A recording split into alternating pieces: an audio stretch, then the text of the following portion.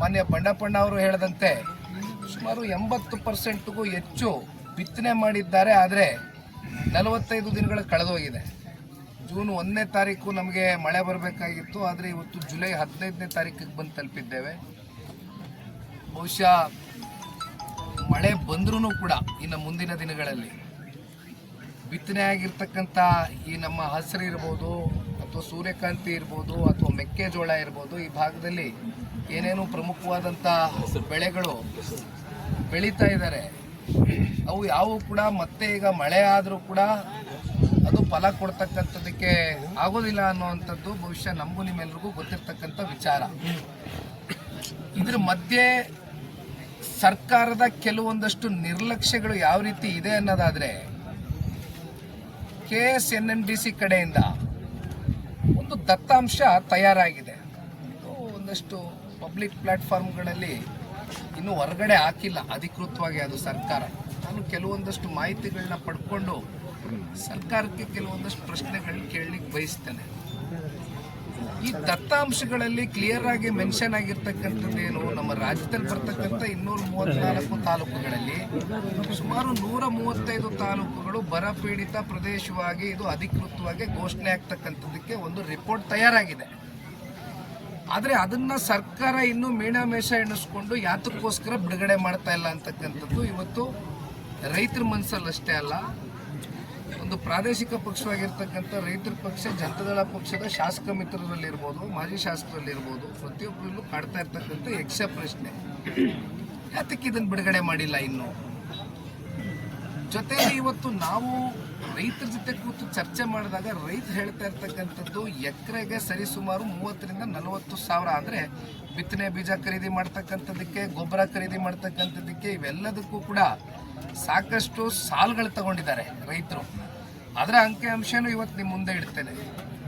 ಬಹುಶಃ ಕಳೆದ ಸಾಲಿನಲ್ಲಿ 2,50,000 ರೈತರು, ಬಾಗಲಕೋಟೆ ಜಿಲ್ಲೆಗೆ ಸೀಮಿತವಾಗಿ ಮಾತನಾಡ್ತಕ್ಕಂಥದ್ದಾದರೆ 2.5 ಲಕ್ಷ ಜನ ರೈತರು 1,500 ಕೋಟಿಯಷ್ಟು ಬ್ಯಾಂಕ್ನಿಂದ ಅವ್ರಿಗೆ ಸಾಲ ವಿತರಣೆ ಆಗಿದೆ.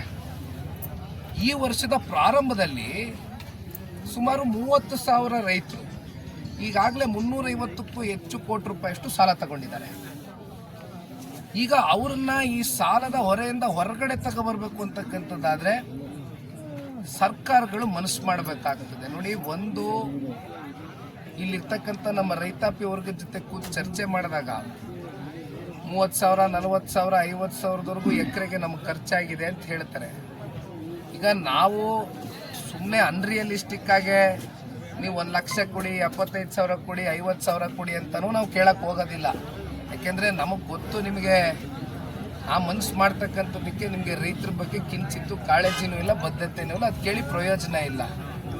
ಕನಿಷ್ಠ ಪಕ್ಷ ಒಂದು 50% ಆದರೂ ರೈತರು ಇವತ್ತೇನಾದರೂ ಈ ಸಾಲದ ಬಾಧೆಯಿಂದ ಹೊರಗಡೆ ಬಂದು ಉಸಿರಾಡಬೇಕು ಅನ್ನೋದಾದರೆ ತಾತ್ಕಾಲಿಕವಾಗಿ, ಮತ್ತೆ ನಾನು ಹೇಳ್ತಾ ಇರೋದು ಏನು ಶಾಶ್ವತ ಪರಿಹಾರ ಅಲ್ಲ, 1 ಟೈಮ್ ಕಾಂಪನ್ಸೇಷನ್ನು ಎಕರೆಗೆ ಕನಿಷ್ಠ ಪಕ್ಷ 25,000ನಾದರೂ ಘೋಷಣೆ ಮಾಡಿದ್ರು.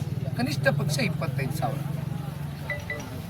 ಅಲ್ಲಿ ನಿನ್ನೆ ವಿಜಯಪುರದಲ್ಲಿ ಇನ್ನೊಂದಷ್ಟು ಕೃಷಿ ಪ್ರದೇಶಗಳಿಗೆ ಭೇಟಿ ಕೊಟ್ಟಾಗ ಅಲ್ಲಿರ್ತಕ್ಕಂಥ ಒಂದು 4 ಜನ ರೈತರು, ಇದೇನು ಸರ್ 25,000 ಅಂತಿರಲ್ಲ, ನಮ್ಮ ಸ್ವಂತ ಜಮೀನಿಲ್ಲ, ನಾವೆಲ್ಲ ಗುತ್ತಿಗೆಗೆ ತಗೊಂಡಿದ್ದೀವಿ, ಅಲ್ಲಿ ಗುತ್ತಿಗೆಗೆ ತಗೊಂಡಿರ್ತಕ್ಕಂಥವ್ರು ಅಲ್ಲಿ ಭೂ ಮಾಲೀಕರಿಗೆ ದುಡ್ಡು ಕೊಡಬೇಕು, ಒಂದು ಕಡೆ 25,000 ಅವ್ರಿಗೆ ಕೊಡಬೇಕು, ಇನ್ನೊಂದು 25,000 ರಿಂದ 30,000 ನಮ್ಮ ತಲೆ ಮೇಲೆ ಖರ್ಚು ಬಿದ್ದಿದೆ.